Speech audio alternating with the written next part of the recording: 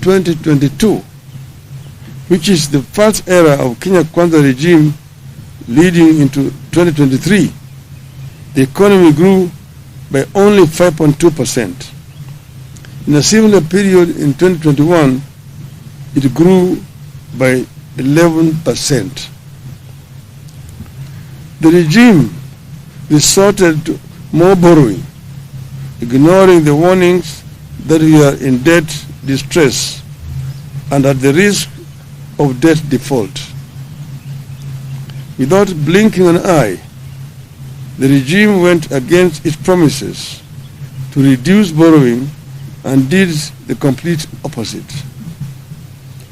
Kenyans responded to this turn of events by trying to steady their businesses, especially the small enterprises.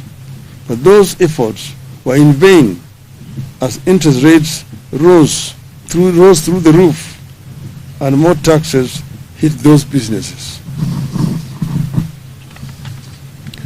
Only the government can now afford to borrow at the astronomical rate of 17% or more from the domestic market.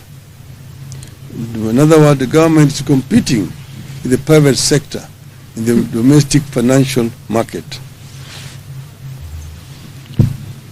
The result has been that micro and small businesses are struggling, defaulting, and folding up, while the larger private sector is at best stagnating or equally folding up.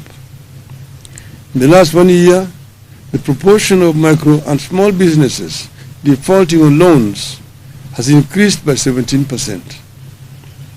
Today, 6 out of 10 micro and small businesses are either paying late, paying only a part of their installments, or are unable to pay.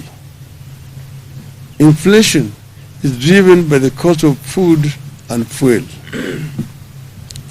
As long as the government has not resolved the price of food and fuel, the cost of living will not come down. No amount of fertilizer will lower the cost of food as long as the cost of fuel is unchecked. Diesel is one of the highest costs in farming. Even if you give the citizen a bag of fertilizer, but make it impossible for her or him to plow an acre of land, you have not solved the problem. The shilling taking the grains like maize, wheat, and rice that we import, those commodities have increased by 25%. As the economy has suffered, another grand betrayal of dreams has unfolded silently in the education sector. As a party, we believe that we cannot neglect education no matter the magnitude of the economic challenges which we are grappling with.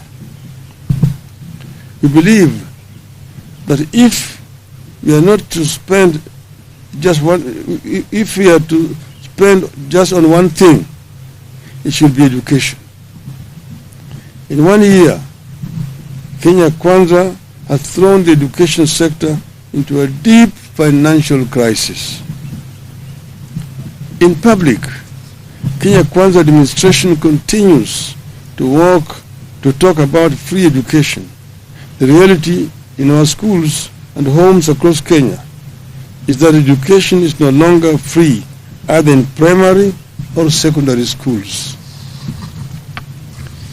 Inadequate funding is growing into a full-blown crisis in primary and secondary schools, forcing head teachers to beg from well-wishers to help finance schools, straining parents further, and threatening the high enrollment reached in recent years as many students are sent home for school fees.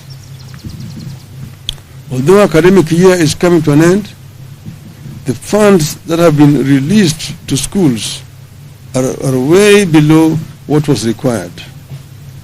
In some of the schools, the government has disbursed as low as 15,000 shillings for a student population of 400. Some schools received as low as Kenya shillings 3,000. We are, however, very concerned that under the Kenya Kwanza, education and the country are getting compromised by mismanagement, lack of clarity, lack of interest, and weak leadership in the sector.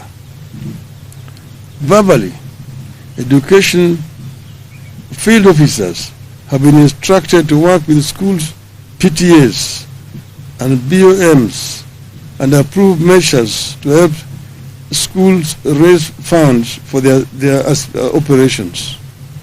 For schools, this only means raising school fees.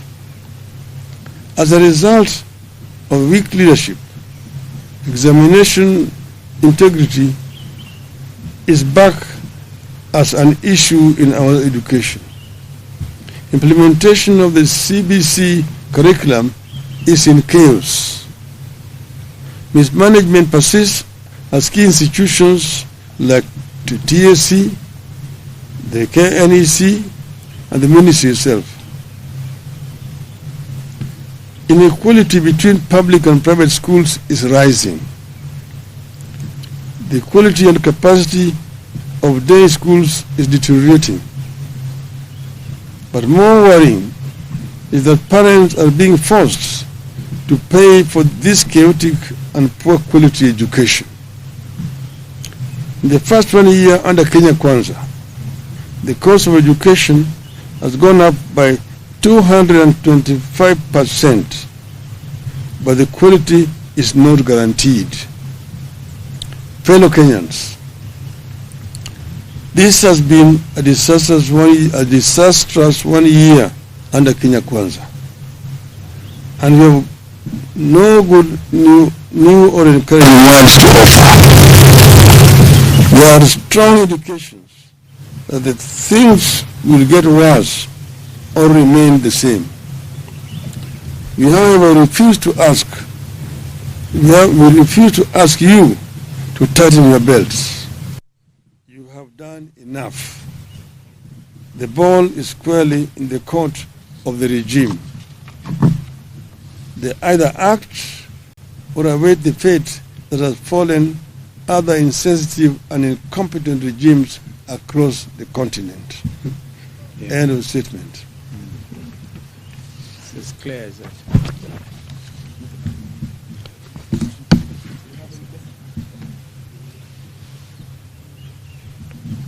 Can you add on the university education? It's even worse.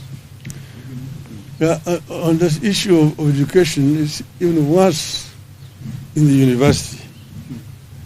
They have come up with grading and basically grouping students in terms of means and so on, and that they're required to pay 7%. Quite a number of those students are actually being sent home, because 2022, which is the first era of Kenya Kwanza regime leading into 2023, the economy grew by only 5.2%. In a similar period in 2021, it grew by 11%. The regime resorted to no borrowing, ignoring the warnings that we are in debt distress and at the risk of debt default. Without blinking an eye, the regime went against its promises to reduce borrowing and did the complete opposite. Kenyans responded to this turn of events by trying to steady